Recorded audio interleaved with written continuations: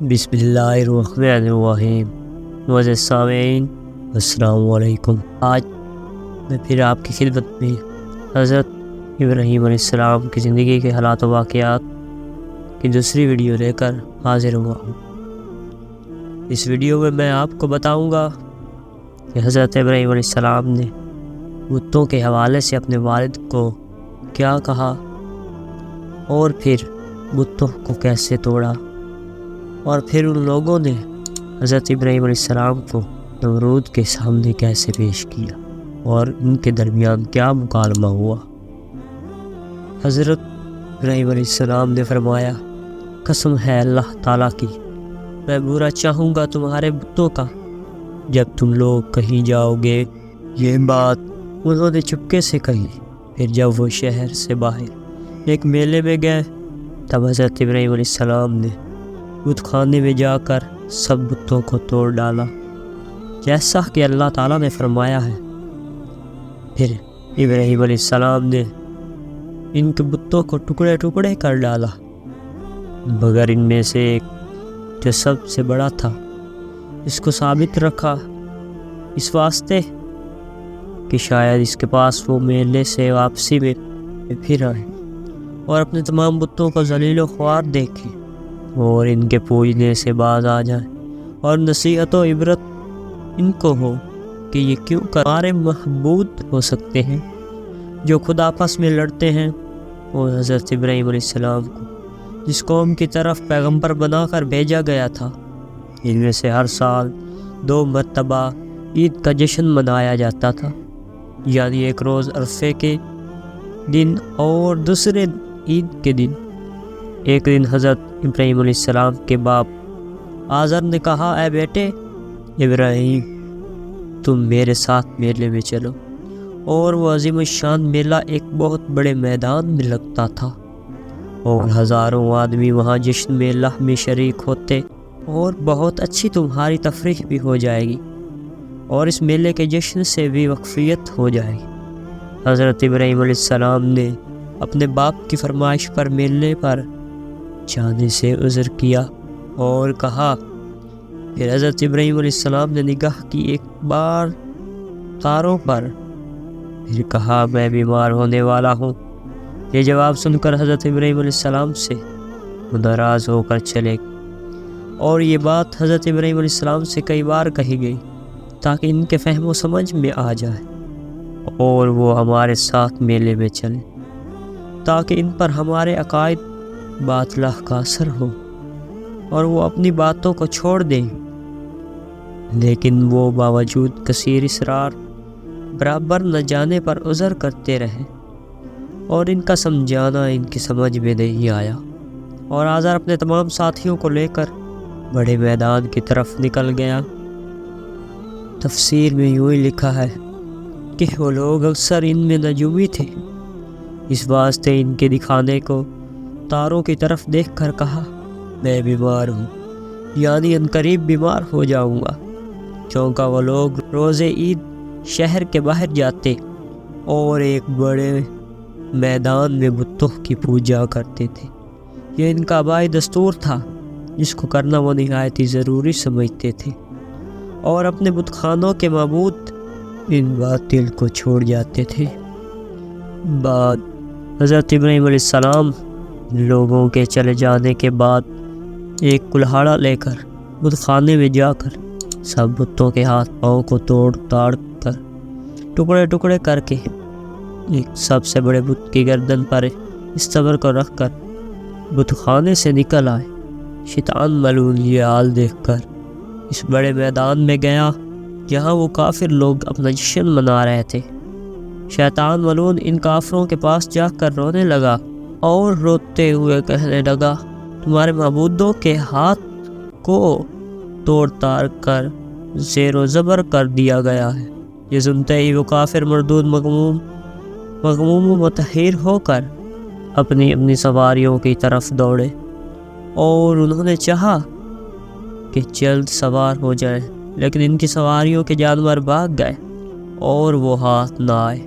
تب پشیمان ہو کر پاپی آدھا شہر میں آئے اور سیدھے اپنے بت خانے کی طرف پہنچے اور وہاں جا کر جب انہوں نے اپنے بتوں کا یہ حال دیکھا تو بہت زیادہ افسوس اور فکر میں مبتلا ہو گئے، اور کہنے لگے سب کے سب بولے یہ کام کس نے کیا ہے؟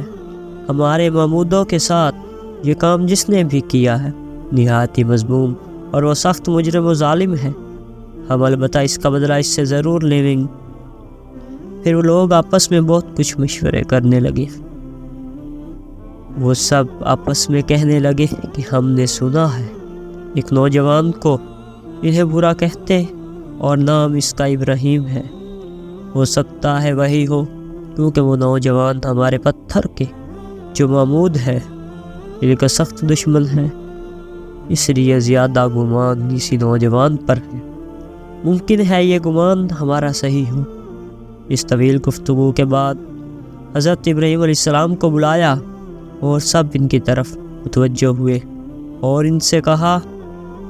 وہ سب کے سب ترش روح ہو کر کہنے لگے کہ اس نوجوان کو سب لوگوں کے سامنے لاؤ تاکہ یہ سب گواہی دے اور ہم سب لوگ اس نوجوان کو دیکھیں اس نے یہ جرت کیسے کی ہے۔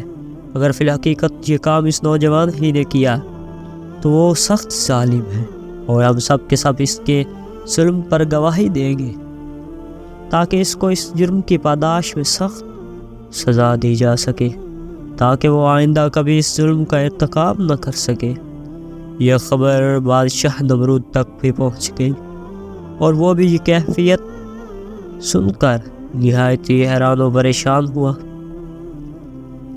اس نے اپنی رعایا میں سے جو سنجیدہ لوگ تھے ان سب کو طلب کیا تاکہ کوئی مشورہ کیا جائے اور اس مجرم کو جس نے ہمارے معبودوں کے ساتھ یہ نازیبا حرکت کی ہے سزا دی جائے۔ چنانچہ بادشاہ نمرود نے بڑے بڑے اپنی قوم کے سرداروں اور چودھریوں کو بلایا اور خوب مشورے کیے۔ بالآخر یہ طے پایا کہ ایک عام دربار منعقد کیا جائے، اور جب تمام لوگ اس دربار میں حاضر ہو جائیں پھر اس نوجوان کو بھی طلب کیا جائے اور اس سے باقاعدہ مکالمہ کیا جائے تاکہ وہ لاجواب ہو کر ہمارے معبودوں کے ساتھ اچھا برتاؤ کرے۔ چنانچہ بادشاہ نمرود نے دربار منعقد کرنے کی تاریخ مقرر کر دی اور عام منادی کرا دی گئی، اور اس دربار میں حضرت ابراہیم علیہ السلام کو طلب کر لیا گیا۔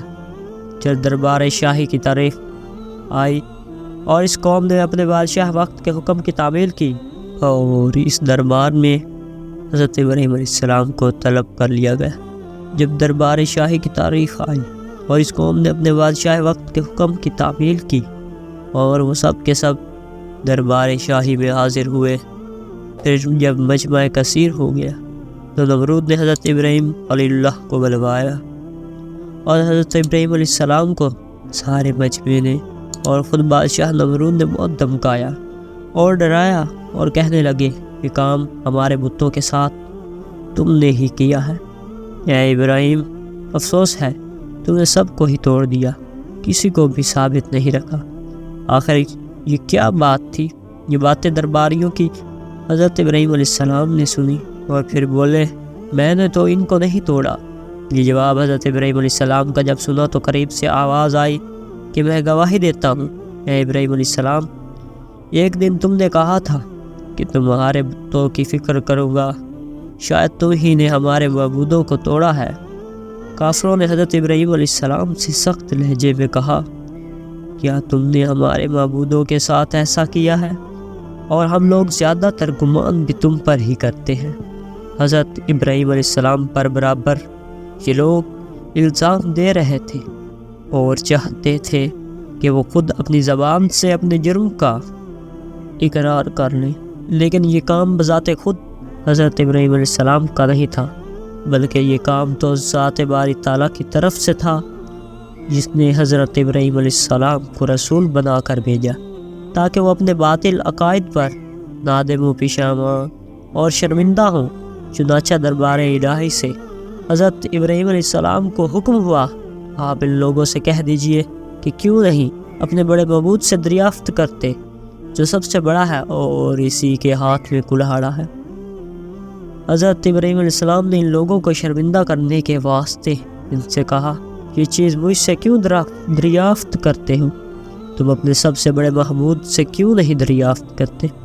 اور اگر وہ بولنے پر قدرت رکھتا ہے تو وہ تمام ماجرا آپ لوگوں کو بتائے گا تاکہ آپ سب اس واقعہ سے مطمئن ہو جائیں۔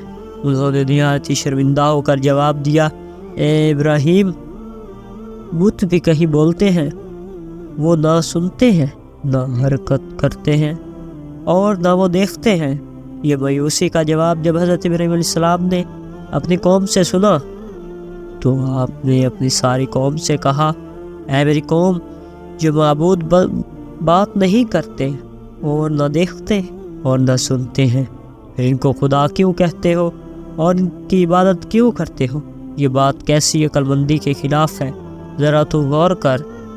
یہ جواب حضرت ابراہیم علیہ السلام کا سن کر ساری قوم نے اپنا سر نیچے کر لیا اور آپس میں کہنے لگے، یہ نوجوان سچ کہتا ہے اور باتیں اس کی بالکل صحیح ہیں۔